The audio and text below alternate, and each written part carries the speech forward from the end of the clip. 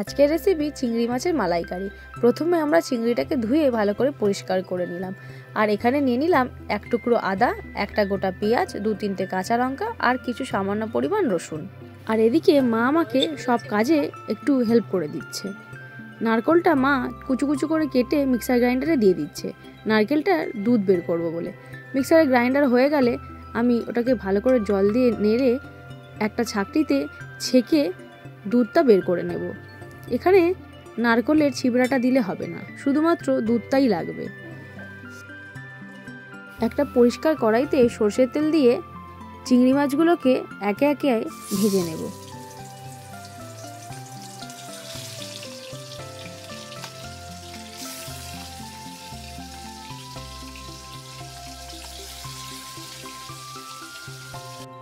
চিংড়ি মাছগুলো এক সাইড ভাজা হয়ে গেলে আর এক সাইড উল্টে ভালো করে ভেজে নেব। এখানে চিংড়ি মাছটা একটু হালকা করেই ভাজতে হবে, বেশি কড়া করার প্রয়োজন নেই। ওই কড়াইতে আর একটু তেল দিয়ে গোটা গরম মশলা দিয়ে হালকা করে ভেজে নেব। এরপর মিক্সিতে যে পেঁয়াজের পেস্টটা বানিয়েছিলাম সেটা তেলের মধ্যে দিয়ে দেব। এখানে আমি মশলাটা মিক্সিতে গ্রাইন্ড করে নিয়েছি, তোমরা চাইলে শিলেও বেটে নিতে পারো। মশলাটা হালকা ভাজা ভাজা হয়ে আসলে এখানে 1 চা চামচ আদা রসুনের পেস্ট দিয়ে দিচ্ছি। আদা রসুনটা ভালো করে নাড়িয়ে চাড়িয়ে পেঁয়াজের সঙ্গে একসঙ্গে মেখে নিলাম। তারপর এখানে দিয়ে দিচ্ছি একটা গোটা টমেটোর পেস্ট।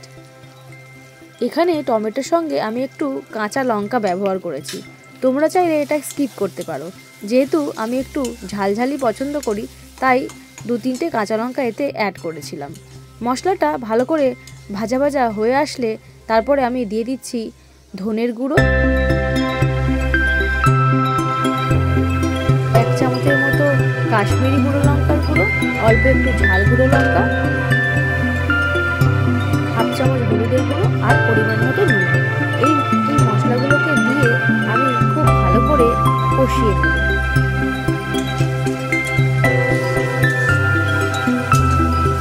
মশলাটা খুব ভালোভাবে কষিয়ে নিলে দেখবে মশলা থেকে এইভাবে তেল ছেড়ে যাবে, তখনই বুঝতে হবে যে আমাদের মশলা কষা হয়ে গেছে।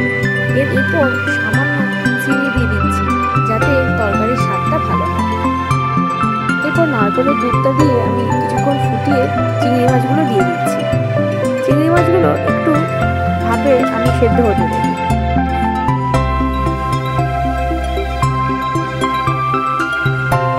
ঝোলটা খানিকক্ষণ ফোটানোর পরে এরপর আমি দিয়ে দেবো ফ্রেশ ক্রিম। আমুলের ফ্রেশ ক্রিম এখানে আমি ব্যবহার করেছি, তোমরা চাইলে অন্য ফ্রেশ ক্রিমও ব্যবহার করতে পারো। ফ্রেশ ক্রিম দেওয়ার পরে আমি একটু ঢেকে রেখেছিলাম। দেখতে দেখতে তৈরি হয়ে গেল চিংড়ি মাছের মালাইকারি। আজকের রেসিপিটা কেমন হলো কমেন্ট করতে ভুলো না। আর আমার চ্যানেলে যারা নতুন, চ্যানেলটাকে সাবস্ক্রাইব করে দিও।